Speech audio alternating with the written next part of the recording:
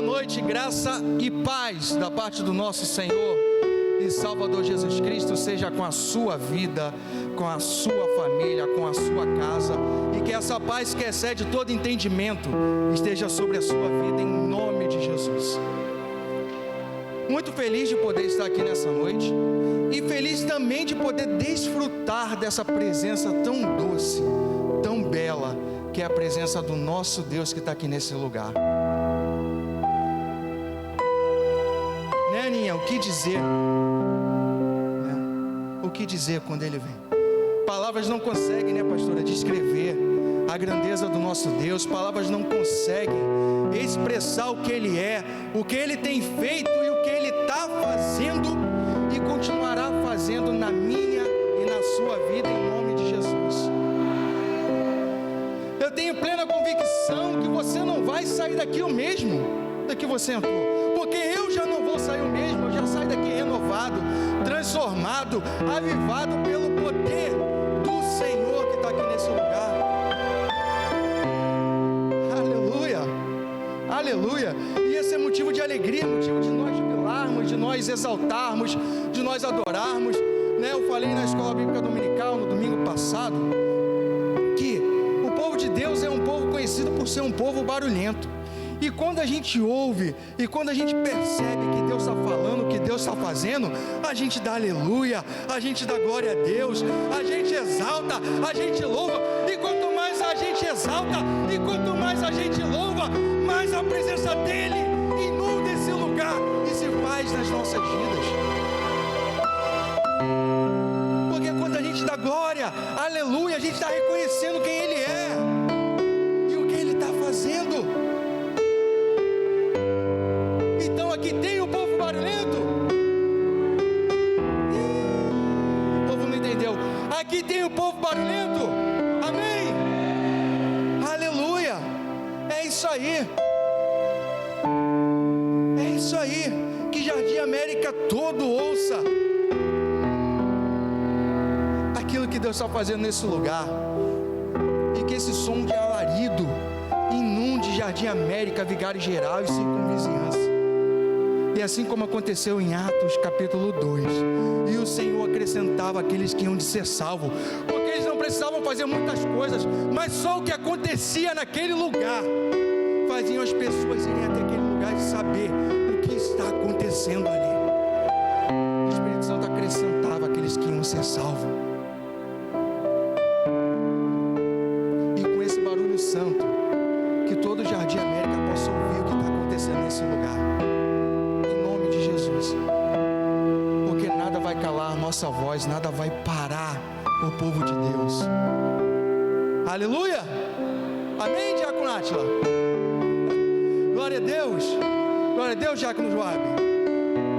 Então vamos lá, para dar continuação a ouvir aquilo que Deus já está falando e já está fazendo nesse lugar. E uma das coisas que Deus é interessante, né? Deus está movendo esse lugar. Uma das coisas que Deus colocou no meu coração vem muito de encontro com o que a gente está vivendo nessa noite. Que é uma das coisas que os homens, que nós corremos e queremos nos aprofundar e entender. Porque é uma das coisas mais almejadas pela vida do homem. O que o homem mais procura na face da terra é entender qual é o seu destino. Qual o propósito da minha vida? Não é verdade? Não é uma das coisas que mais os homens buscam na face da terra? Qual o propósito da minha vida? Quando a gente está então naquela fase da juventude, né, que a gente começa a galgar a carreira, a gente começa a procurar, poxa, que curso eu vou fazer, que faculdade eu vou fazer, poxa, que eu vou ser. Então a gente fica aquela confusão na nossa mente, e muitas informações vêm, e muitas coisas vêm na nossa mente, e a gente começa a olhar cada área, e a gente pensa assim, poxa, qual área eu posso ser mais feliz, ou eu posso ganhar mais dinheiro? Qual área me dá mais oportunidade de emprego? Isso é o que o homem mais busca. Entender qual é o seu caminho, qual é a sua direção. Não é verdade? consegue compreender e entender que rumo tomar, que direção ir. Mas isso, a gente só consegue obter respostas para toda essa questão, para todo esse questionamento que nós fazemos, somente na palavra de Deus. Então, o tema que eu separei para essa mensagem de hoje, que o Espírito Santo falou no meu coração e me direcionou a comunicar à igreja, é entendendo a vontade de Deus para a sua vida. Olha para o irmão que está do seu lado e fala assim para ele: entendendo a vontade de Deus para a sua vida. E quando a gente pensa num tema desse, logo a gente começa a debruçar e pensar, é algo muito complexo. Como que eu vou entender a vontade de Deus? Como eu vou compreender aquilo que Deus quer para a minha vida? Ou aquilo que Deus preparou para mim? Como? De repente vocês estão olhando para mim e estão assim, pensando aí na mente de vocês: poxa, se o Alan descobriu essa forma, tomara que ele fale para nós hoje.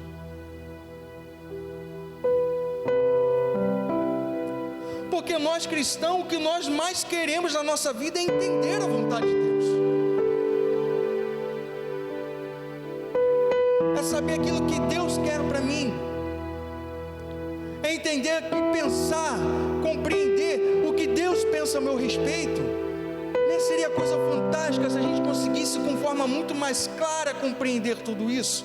Seria sensacional, Diácono Joab.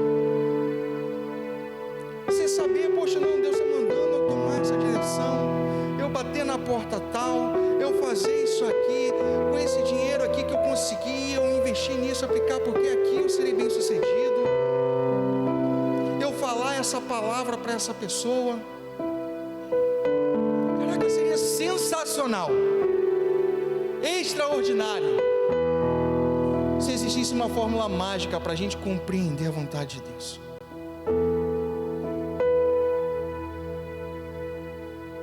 Vamos abrir as nossas Bíblias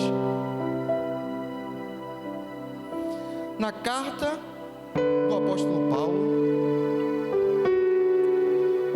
carta de Paulo à igreja de Roma, Romanos,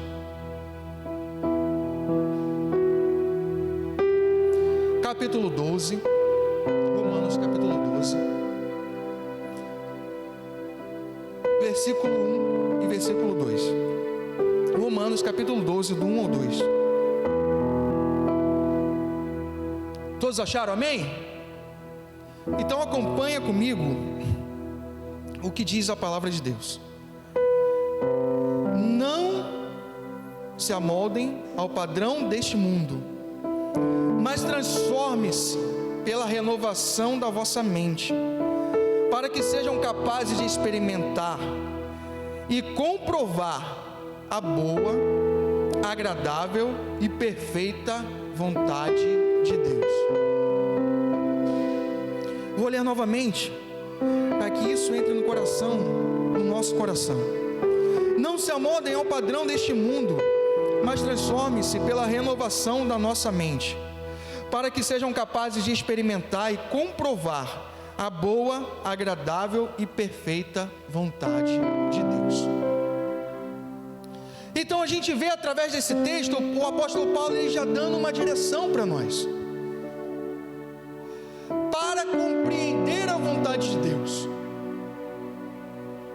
a gente precisa ter uma coisa que ele nos direciona aqui, que é extremamente importante. Porque eu não consigo compreender a vontade de Deus enquanto eu ainda estiver com a minha mente cativa em mim mesmo. Enquanto a minha mente estiver sendo direcionada por aquilo que eu acho ou penso. Enquanto a minha mente estiver sendo teleguiada pelos padrões desse mundo. E infelizmente a nossa mente, ela vai vai sendo moldada conforme os padrões desse mundo, conforme os padrões da nossa cultura, conforme os padrões dos nossos pais. E nós somos direcionados por tantos padrões. De repente, muitos de nós cresceram num lar que não era cristão, com costumes totalmente fora dos padrões, do padrão da Bíblia, dos padrões de Deus. E aquilo ali vai sendo moldado dentro do nosso coração. É ou não é verdade? Porque se você cresce dentro de um lar, onde seu pai e sua mãe não têm o costume do padrão cristão, e dentro do seu lar tem alguns costumes que não se enquadram dentro desses padrões bíblicos, eu vou citar um exemplo de falar de repente palavras torpes ou palavrões. E a gente vê muitas crianças pequenas crescendo falando o quê? Palavras torpes e palavrões. Porque ouve aonde? Dentro da onde? Da casa. Conforme os costumes dos pais. Se os pais têm o costume de falar muitos palavrões, os filhos crescem falando muitos palavrões. Então, ou seja, a nossa mente vai sendo moldada conforme os costumes.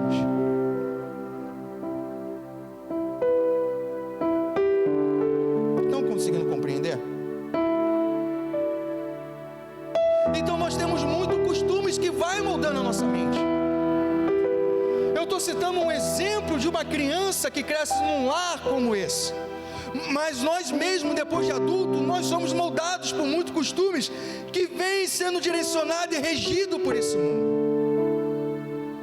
Principalmente nós cariocas, vou trazer isso para nós, temos o costume de querer ser os mais espertos, ganhar ou ter vantagem em tudo ou em todos. Isso é um costume que a cultura carioca, a cultura do Rio de Janeiro, lança em nós. Eu não posso ficar para trás. Eu sou carioca esperto. Ninguém vai me passar para trás. Jamais. Tem aquele jeitinho fácil lá. É isso aí que eu quero. Né, pastor? Carioca, já viu que o carioca só quer ter vantagem? Se de repente alguém chega, um colega seu de trabalho, um vizinho, alguém, estou com uma situação boa aí, que quanto que vem tua conta? Eles chegam assim mesmo, né? Sorrateiro, quanto que vem tua conta de luz por mês?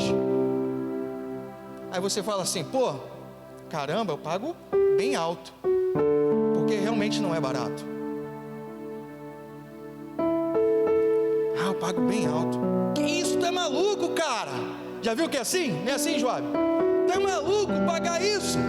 Tá louco? A gente paga esse tributo, tudo isso lá, para depois aqueles caras lá de cima roubarem? Tu é maluco, rapaz, tá perdendo dinheiro.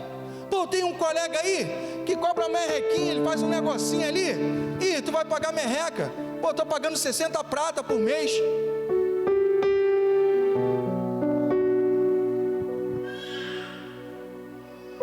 Aí o carioca que é esperto, né? Mas o carioca usa até outro termo que eu não vou usar aqui, porque esse termo está repreendido em nome de Jesus. Porque essa entidade não tem poder, ela não pertence ao carioca, porque os cariocas são de Jesus. Mas vocês sabem que é aquele do chapeuzinho, né? E o carioca usa muito esse termo, E crente usa muito isso.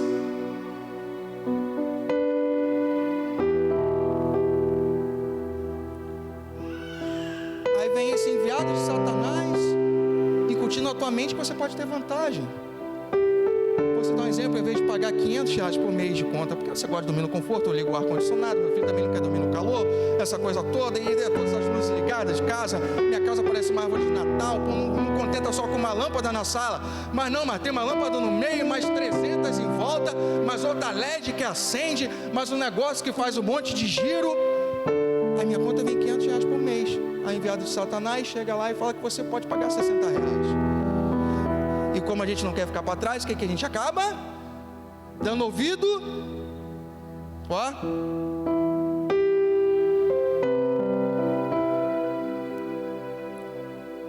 A nossa mente é bombardeada por situações que nos faz querer ter vantagem em tudo, que nos faz querer marca de Deus, ou com os padrões de Deus, mas pensar com os padrões onde eu tenho vantagens. Eu citei esse exemplo de energia elétrica, porque é algo muito comum que a gente vê, né? Mas existem N outros, que eu poderia enumerá-los aqui. Porque o pastor até falou de uma situação aqui no momento de oferta que é interessante, que é dar a Deus o que é de Deus e a César o que é de César.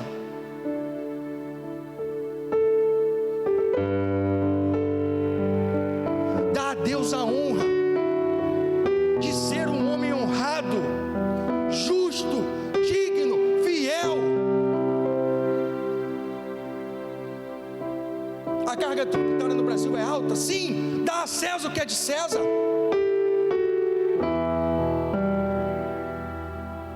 Porque o Deus que honra, que é justo, fiel, Ele vai te honrar. E é o que o Paulo está dizendo para a igreja de Roma e ministrando ao nosso coração: não se amoldem ao padrões do mundo, mas sede transformados pela renovação da vossa mente. Porque o primeiro ponto que eu quero trazer para a gente experimentar a boa, perfeita e agradável vontade de Deus, que é o que nós mais almejamos, é ter a mente transformada. Porque enquanto nós vivemos com a nossa mente nas circunstâncias desse mundo, não tem como a gente entender a vontade de Deus para a nossa vida. Porque Deus não tem como habitar dois senhores. Porque se o mundo está reinando na minha vida, na minha mente, como Deus vai reinar? Como eu vou ter uma mente transformada para entender aquilo que Ele tem para mim? Porque as coisas espirituais só se discernem espiritualmente. Somente um homem transformado, somente um homem renovado pode entender a vontade de Deus. Porque a vontade de Deus, ela é espiritual, ela não é carnal. Porque a gente chega para orar: Senhor, qual é a tua vontade, Senhor, para a minha vida? Mas a gente não quer ter uma mente renovada. A gente não quer sacrificar de matar o meu eu, de matar a minha vontade, de matar a minha carne. Mas a gente quer que o Senhor fale qual é a vontade dEle para a minha vida. Se o Senhor de repente viesse com uma voz e chegasse para o Alain e falasse realmente: gente, eu ia dizer assim: eu não quero a tua vontade não. Porque Ele ia começar a desmascarar o meu eu. Ele ia desnudar aquilo que eu sou e me botar diante do espelho e ver a podridão que eu sou. Porque só assim, para eu reconhecer que eu nada sou, para que eu possa ter uma mente transformada.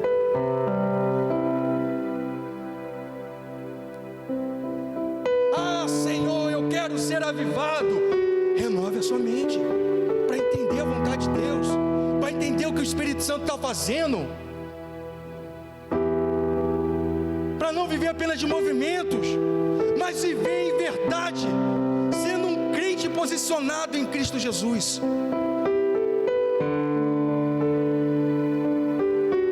Porque o que está acontecendo, que nós como igreja, nós estamos nos contentando com gotas.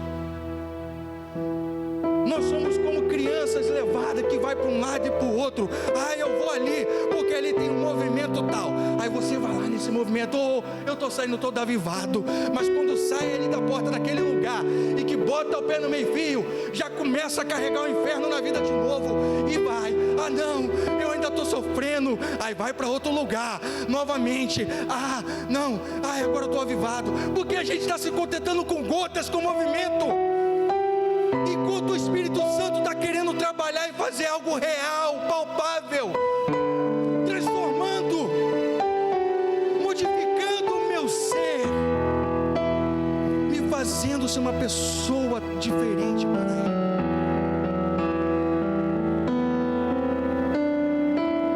Porque me permita falar uma coisa que o Espírito Santo de Deus está gerando aqui no meu coração, mas isso é porque está acordando aqui primeiro em mim.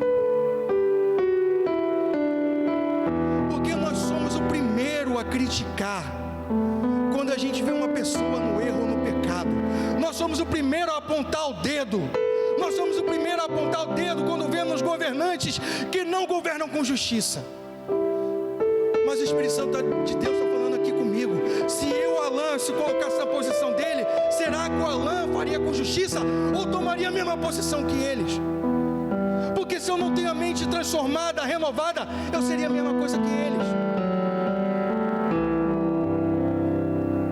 Porque às vezes lá ele se corrompe por milhões, às vezes ele se corrompe por R$10. Ou um cafezinho que você tira da mala para pagar um policial porque você está andando com o carro todo errado.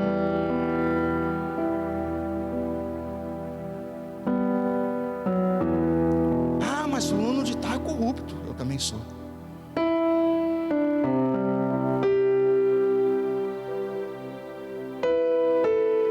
Esse Espírito Santo de Deus não estava previsto, mas ele está mandando eu comunicar à igreja. Que para transformar a nossa mente, a gente precisa matar muito o nosso eu. Porque a gente se colocar na posição de juiz é muito fácil, igreja. Mas quando eu faço uma introspecção, faço uma análise pessoal daquilo que eu sou, eu começo a ver que as pessoas são mais certas do que eu, são mais justas do que eu.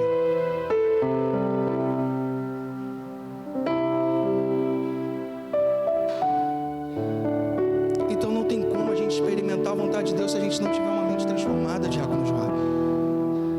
Se eu não tiver uma mente em que o Espírito Santo de Deus começa a emoldurar, começa a trabalhar, começa a tirar todos os carrapichos que vêm do pecado, começa a nos lavar e tirar aquela toda podridão. Já viu quando você lava um cachorro que está sujo? Né? Quem já teve cachorro vira-lata aqui? Eu já tive alguns. Cachorro vira-lata então que não fica presente em casa, que vai para a rua. Ele vai para a rua, faz aquela farra, depois quando ele volta para casa está o quê? Catimbento, porque ele rolou no lixo, ele brigou com outro cachorro na rua, vem todo ferido, vem todo sujo. Aí quando tu pega para dar um banho no bichinho, que tu joga aquela água em cima dele, o que sai aquela água? Sai o quê? Preta. Assim é quando o sangue de Cristo vem sobre a nossa cabeça. Ele vem nos lavando, vem nos lavando, vem nos lavando, nos purificando, e todo o pecado que está dentro de nós vai saindo como uma podridão,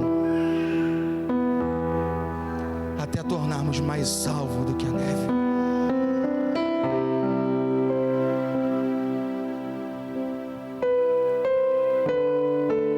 Então nós somos capazes de experimentar a vontade de Deus, mas a gente precisa ser transformado. A gente precisa sim aceitar, a gente precisa compreender e entender que Deus requer de nós. Primeiramente, eu tenho que transformar a minha mente. Aí Paulo vem dizendo para que sejam capazes, porque se não tiver a transformação da mente, nós não somos capazes de entender a vontade de Deus.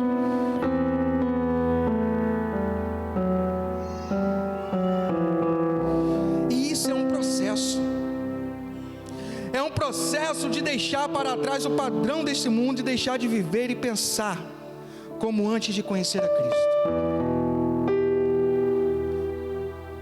O que acontece?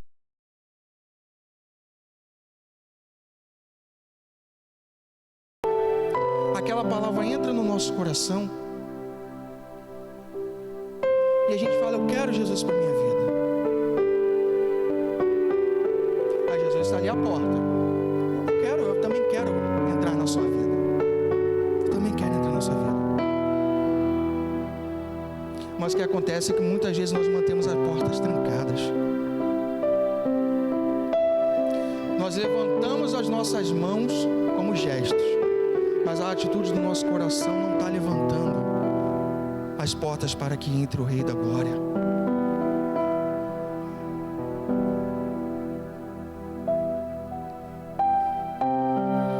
Porque quando Cristo ele entra na nossa vida, gente, eu quero que nós pensemos juntos aqui, quando Cristo entra na nossa vida, Cristo ele não se compraz em viver em casa bagunçada. Ele entra como um faxineiro. O nosso coração está todo destruído, magoado com as circunstâncias da vida, com as dores, com as feridas que esse mundo veio e causou, ele entra lá com aquele paninho limpinho, branquinho, e começa a fazer a faxina. E aquele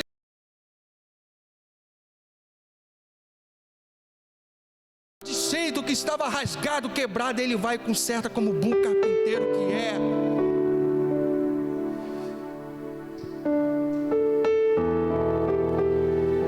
Porque o Rei da Glória, ele só habita em palácios.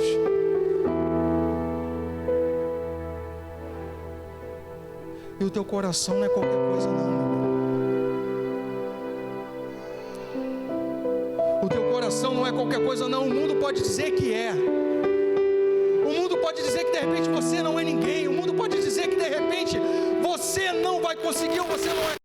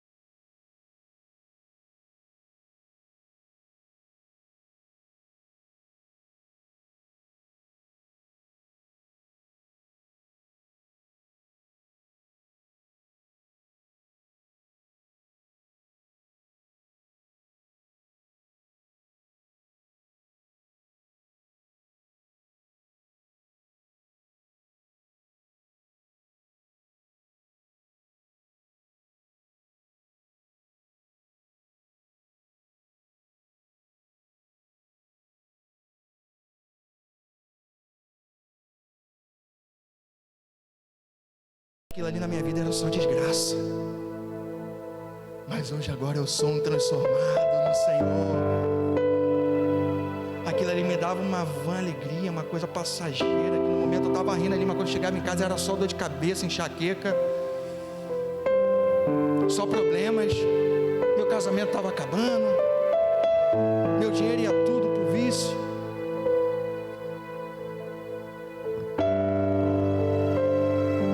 Eu posso dizer isso porque eu vivi isso na minha casa. Graças a Deus hoje meu pai é livre, mas meu pai vivia escravo do pecado, da bebida e dos jogos de azar. Teve uma vez que eu sentei com ele, conversando com ele, eu falei: pai, você sabia que você é rico? Assim mesmo eu falei para ele: você sabia que você é rico? Ele só não tem dinheiro. Pô, vamos fazer as contas. Você vai todo dia tomar lá uma bebidazinha, joga lá em quase todos os jogos, na Mega, esse negócio todo. Faz as contas de quanto você gasta por dia.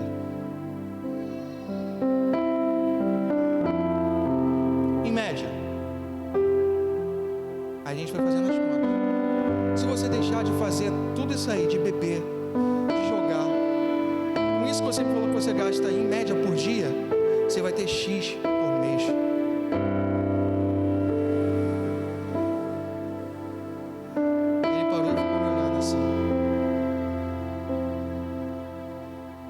Graças a Deus ele percebeu que aquilo era uma grande verdade.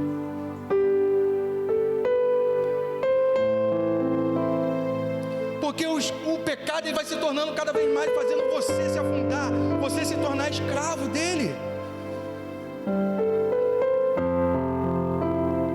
Mas nós que somos filhos, nós somos livres, o pecado não tem mais domínio sobre nós. E o que nós vamos experimentar agora é a abundância do Senhor. Porque essa abundância de repente não vai significar dinheiro na sua vida, mas vai significar alegria, felicidade, algo que o mundo não tem, porque muitos têm até o dinheiro, mas não tem aquilo que a gente tem.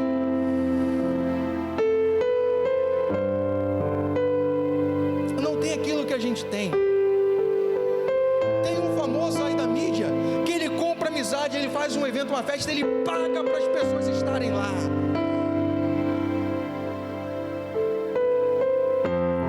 Vazio, ele não tem esse relacionamento, essa aproximação, essa verdade que nós temos um com o outro. Tá, vocês ficam à vontade se quiserem me convidar para ir na casa de vocês, comer um churrasco, comer uma coisa. Amizade é coisa sensacional, tomar um cafezinho, entendeu, Jorge? Fica à vontade, pô, nós somos irmãos, pô. Mas isso é relacionamento de família. E lá eles não têm, porque tudo é por interesse. Então para eles é mais vantajoso, eles sabendo que é por interesse, não, eu compro, faço aqui, acabou, vou embora, tchau, gente.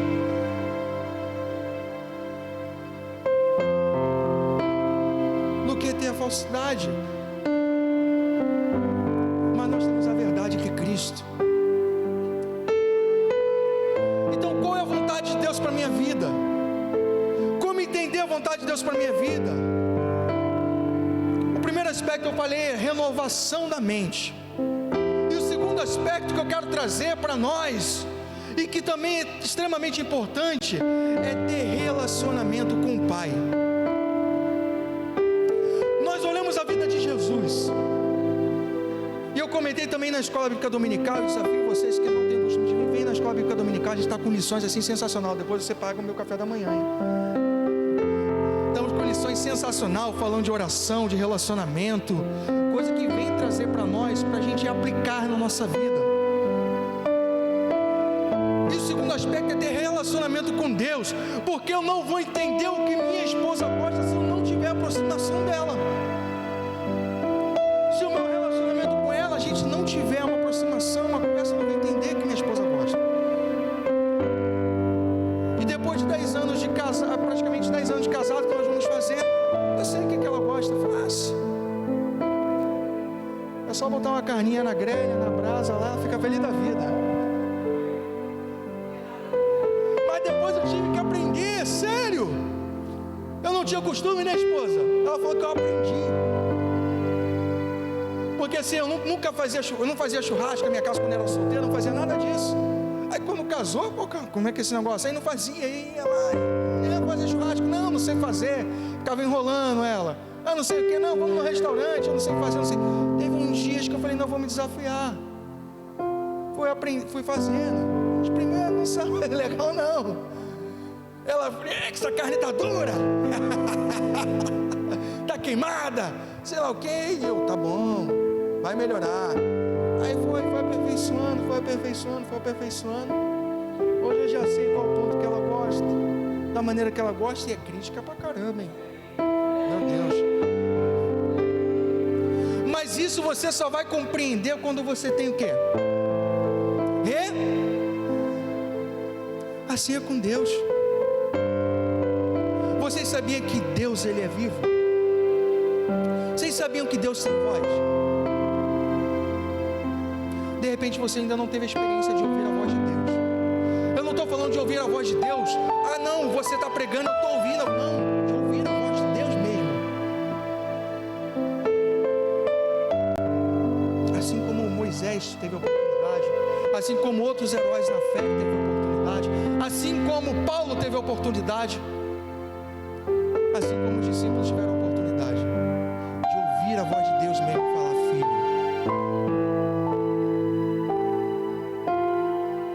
segue por esse caminho. Filho, não faz isso. Filho, faz assim. Deus tem voz, assim como Ele tem ouvido, porque a gente sabe que Ele tem ouvido porque nós oramos. Não é verdade? Nós oramos, a gente sabe, Deus, Ele também tem voz. Só que na oração, né, na nossa intimidade com o Pai, por isso que Ele fala para a gente entrar no quarto em secreto, que o Pai que vem em secreto te recompensará. Lá não é monólogo, é diálogo. É como a gente estivesse sentando na beira de uma cama com o nosso Pai mesmo, para ali ouvir direções e diretrizes. E nós colocamos diante do Pai: poxa, Pai,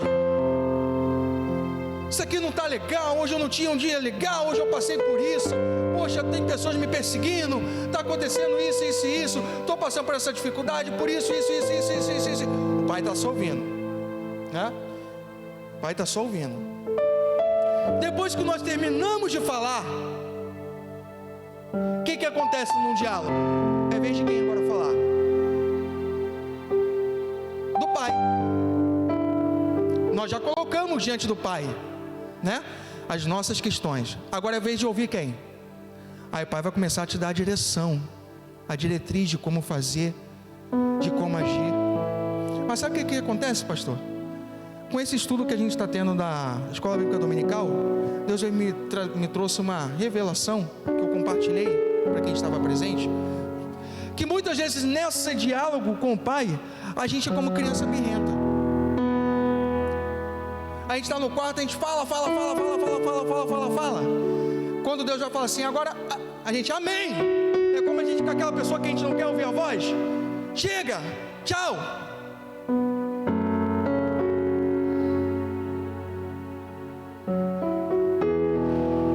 Aquela pessoa que você não quer falar, não quer se comunicar, você só quer abrir, falar, mas você não quer ouvir. Muitas vezes a gente age assim com Deus, nas nossas orações, no nosso dia a dia. E como a gente vai experimentar a boa, perfeita e agradável vontade de Deus se eu não estou ouvindo Ele? Se o autor da vida, que tem a planta, que tem tudo, que quer me dar direção, que quer me mostrar por onde seguir, como fazer, como agir, eu não estou parando para ouvir, eu estou cortando Ele antes dele deixar Ele falar. Amém.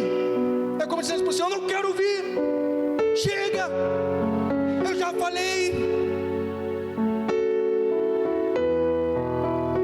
Às vezes nós agimos assim com o Pai, meus irmãos. E nesse relacionamento de diálogo e oração, do quarto secreto, de a gente ouvir Deus para experimentar a vontade dEle, para a gente entender o que Ele tem para nós, porque Ele tem um bom futuro para cada um de nós. E muitas vezes nós tomamos decisões por nós mesmos e batemos a cara, enquanto Deus, Ele tem já toda a planta formada para nós. A gente precisa ouvir. Jesus, em toda a sua caminhada, Ele sempre ouviu o Pai. A vida de Jesus era uma oração viva. Jesus, ele não movia uma palha, ele não dava um passo sem ter a direção do Pai. Aí ele saía de uma cidade para outra, mas era porque não, sai de Jerusalém e vai para Cafarnaum. Aí Jesus, sai daqui e vai para lá. E Jesus ia, porque tudo que Jesus fazia, ele ouvia o Pai, mesmo que ele soubesse o que já fazer, mas ainda assim ele estava nos mostrando e nos revelando que nós precisamos ter relacionamento com o Pai.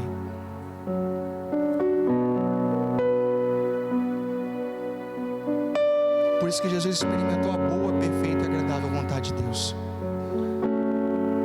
Por isso que os discípulos daquela época, e eu encerro a minha palavra, que tinha um pouquinho mais, mas o horário lá não deixa, mas encerro nessa aqui. Os discípulos daquela época revolucionaram a sua geração, porque eles tinham um relacionamento com Deus. Eles estavam em Jerusalém não é porque eles estavam se escondendo, não, porque eles ouviram a voz de Deus.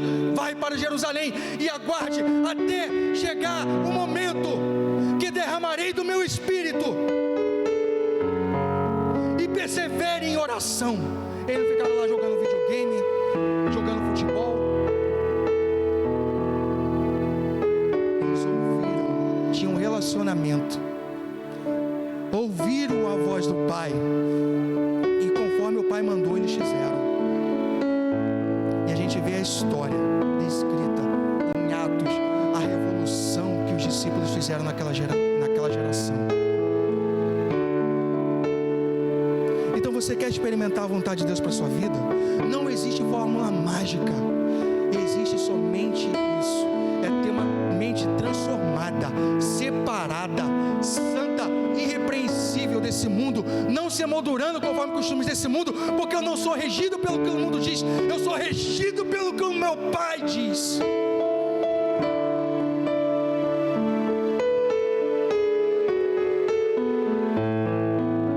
E para entender a outra, afinal, é ter esse relacionamento para que a gente seja capaz de ouvir a voz de Deus. Faz isso, toma esse caminho, vai por esse lado, segue em frente, pare, avance. Aí a gente vai experimentar a boa, perfeita e agradável vontade de Deus. E Deus tem essa vontade boa, perfeita e agradável para a vida de cada um de vocês que estão aqui nessa noite, para a vida de cada um de nós. E quantos querem experimentar essa vontade de Deus? E quantos querem experimentar a vontade de Deus? Isso não depende de ninguém, só depende de nós mesmos. É o passo que eu vou dar de fé, é o passo que eu vou dar acreditando e pedindo ao Senhor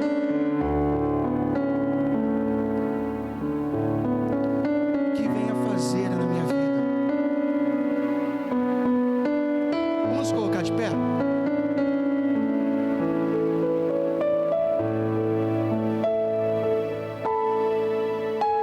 E o Espírito Santo, ele está aqui nesse lugar. O Espírito Santo, ele está aqui, ele está trabalhando no teu, no meu coração nessa noite. Ele está transformando as nossas mentes para que a gente possa ter uma mente transformada e avivada pelo Senhor. Ele está limpando, moldando o nosso caráter para que a gente possa viver o caráter de Cristo. Feche os seus olhos nesse momento. Gera essa conexão com Deus. Não deixa com que nada interrompa aquilo que Deus está gerando na sua vida, no seu coração nesse momento. Aquilo que Deus está trabalhando com você.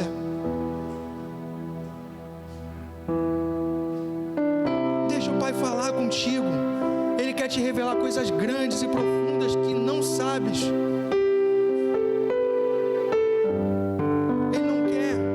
Somente vivamos por gotas, mas que possamos mergulhar no mais profundo de Deus.